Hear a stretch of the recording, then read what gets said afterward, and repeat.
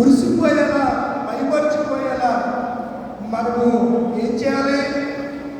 శారీరకంగా ఆత్మీయంగా వృద్ధిలోకి రావాలి, అభివృద్ధి చెందాలి, ఎదుగుతూ ఉండాలి.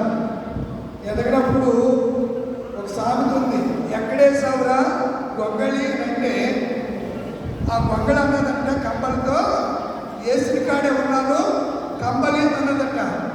మనం ఎక్కడేస్తే అక్కడే ఉంటున్నాం. ఎదగండి.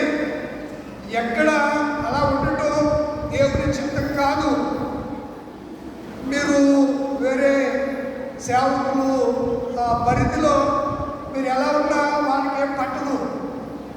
వాళ్ళకి అంత ఆత్మ భారం ఉండాలని నేను అనుకోవట్లేదు. ఏదో టయానికి యాంత్రికంగా కొన్ని మాటలు ప్రిపేర్ అయిపోయి రెడీమేడ్గా వచ్చి కొన్ని మాటలు చెప్పుకుని వాళ్ళు వెళ్ళిపోతారు. సంఘ కాపరి లక్ష్యం అది కాదు.